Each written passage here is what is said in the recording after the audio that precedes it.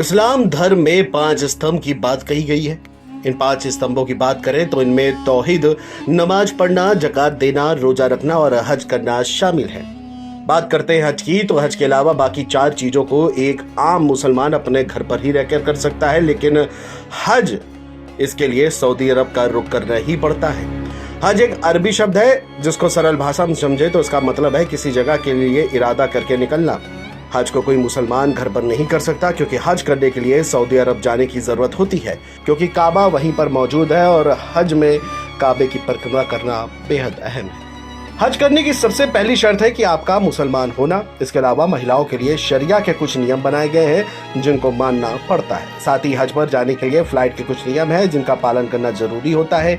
इन सब नियमों के बारे में आपको हज के दौरान आवेदन करते समय अवगत करा दिया जाता है। साथ ही आपका लीडर भी इस बात का ध्यान रखता है कि नियमों का पालन करे।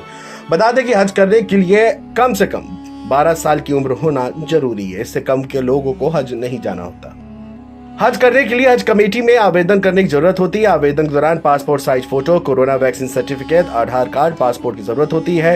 हज कमेटी के लीडर द्वारा कराई जाती है या फिर प्राइवेट तौर पर भी इसको किया जाता है, लेकिन प्राइवेट तरीके से करने पर खर्च तकरीबन 5 लाख रुपए तक आ जाता है। हज करने के लिए भारतीय करेंसी में करीब 3 से 4 लाख रुपए का खर्च आता है। जानकारी के लिए बता दें कि जो लोग हज करने जाते हैं वह अपना कफन का कपड़ा साथ लेकर जाते हैं। इसकी वजह यह है कि अगर किसी कारण हज के दौरान किसी की मौत हो जाती है तो इसी कपड़े का इस्तेमाल किया जा सके दफन करने के दौरान। अगर कोई सकुशल वापस घर आ जाता है तो बाद में जब भी उनकी मृत्यु होती है तो उन्हें इसी कपड़े में दफन किया जाता है। जो लोग हज करके लौटते हैं वह अपने साथ जमजम पानी लेकर आते हैं। जिस तरह हिंदू धर्म में गंगा जल की महत्वता है, उसी तरह इस्लाम में जमजम पानी की है, लेकिन इसकी भी एक निर्धारित मात्रा को ही आप अपने साथ लेकर जा सकते हैं। इसके लिए कुछ नियमों को भी तय किया गया है। हज सबसे पहले तो इस्लाम के 5 स्तंभ में से एक है।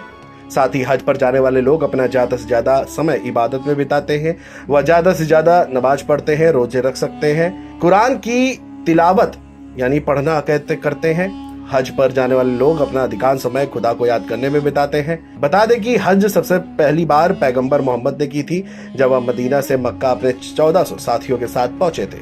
हज यात्रा आमतौर पर 40 दिन की होती है। इसमें शुरुआती 10 दिन मदीना शहर में बिताने होते हैं और इसके बाद अलग अलग दिन कई परंपराओं को निभाना होता है। मदीना में समय बिताने के बाद वह कई पहाड़ी इलाकों में जाते हैं। साथ ही शैतान यानी पर कंकड़ियां मारते हैं और इसके अलावा वह ईद उल अजहा पर जानवर की कुर्बानी भी वहीं देकर वापस लौटते हैं। और हज के दौरान काबा की महत्वता बहुत होती है और काबा मक्का शहर में है मौजूद है। जब हज यात्री काबा पहुंचते हैं तो वह इसकी घड़ी की विपरीत दिशा में 7 चक्कर लगाते हैं। चक्कर लगाने की इस प्रक्रिया को तवाफ कहते हैं और साथ ही काबा में एक काले रंग का पत्थर है जिसे चूमा जाता है। बता दें कि हज यात्रियों को हज के दौरान इहराम पहनना होता है, जो कि एक सफेद कपड़ा होता है और इस कपड़े में सिलाई नहीं की जाती है। ये पुरुषों और महिलाओं को उनका सतर ढकने के काम आता है। इस्लाम में सतर का मतलब होता है शरीर वह हिस्सा जो हमेशा ढका हुआ होना चाहिए। पुरुषों के मामले में सतर नाभि से लेकर पैरों के ढकने के ऊपर का हिस्सा होता है। महिलाओं के मामले सतर में चेहरे और हथेली के अलावा बाकी शरीर को ढकना होता है। और इसके अलावा लोग हज के दौरान 40 दिन तक अपने नाखून या बालों को काटते भी नहीं है। बता दें कि हज एक मुसलमान को जिंदगी में एक बार करना ही जरूरी है। हालांकि कई लोग इसे अनेक बार कर लेते हैं, तो कुछ ऐसे भी हैं जो उमराह पर जाते हैं। उमराह एक तरह की मक्का की यात्रा ही है, लेकिन ये 40 दिन का नहीं होता है। Video desk NBT online.